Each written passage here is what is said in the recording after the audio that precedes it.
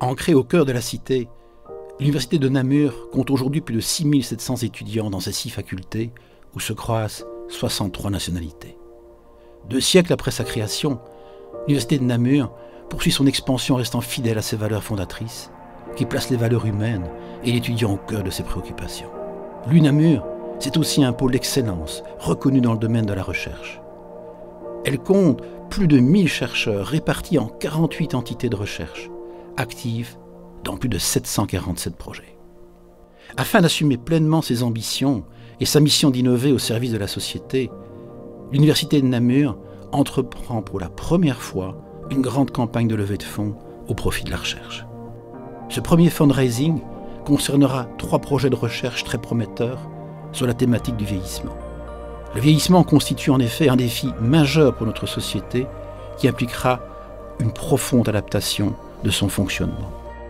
En 2030, soit dans moins de 15 ans, un Belge sur 5 aura plus de 65 ans et 1 200 000 personnes seront âgées de plus de 80 ans. L'allongement de notre durée de vie aura de plus en plus de conséquences sur les aspects de notre vie sociale, au travail, en famille et sur le bien-être individuel et collectif. Vieillir est inéluctable, mais ce qui est vraiment important, c'est de bien vieillir, de vieillir dans de bonnes conditions. Et donc notre projet de recherche vise à redessiner la place de la personne âgée dans la société. Non seulement la place de la personne âgée dans la société, mais également la place des aidants proches, qui est souvent amené à donner un coup de main à ces personnes âgées, surtout lorsque celles-ci sont face à des dépendances qui peuvent se marquer d'un point de vue psychique, mais également d'un point de vue physiologique, voire d'un point de vue juridique. Toutes ces dépendances sont souvent des facteurs de stress. Un autre facteur de stress sont parfois les difficultés face à la mobilité. Et tous ces éléments, nous allons les approcher d'un point de vue pluridisciplinaire avec une équipe de recherche qui regroupe biologistes, sociologues, psychiatres, spécialistes de l'éthique, spécialistes de la mobilité. Tout cela évidemment afin d'amener des solutions qui leur permettront de mieux vivre, de mieux vieillir. Le vieillissement de la population est aussi une question de santé publique de premier plan. Qui dit allongement de la durée de vie, dit augmentation du nombre de maladies dont la fréquence augmente très fortement avec l'âge, comme le cancer et l'athérosclérose. Nous sommes dans les laboratoires de l'Université de Namur. Dans ces laboratoires, nous étudions la biologie moléculaire des cancers avec l'objectif de comprendre comment ces cancers se développent. Malheureusement, le risque de développer des cancers augmente avec l'âge et les personnes âgées sont fréquemment touchées par cette pathologie. Pour cela, nous étudions le rôle du système immunitaire, le rôle des cellules souches cancéreuses et de développer de nouveaux médicaments qui cibleraient ces mécanismes pour améliorer la guérison des patients. En parallèle, nous développons de nouveaux médicaments, mais aussi de nouvelles approches de radiothérapie qui utilisent les rayons X, mais aussi les protons pour augmenter l'efficacité de ces thérapies. Et donc ces projets de recherche mettent en œuvre des équipes pluridisciplinaires qui impliquent des physiciens, des biologistes, des médecins, des pharmaciens. Ce sont des projets prometteurs qui ont pour objectif d'améliorer la prise en charge thérapeutique des patients. Pour développer ces projets de recherche prometteurs, votre soutien est important. Un des problèmes de vieillissement dans la société, c'est les maladies chroniques.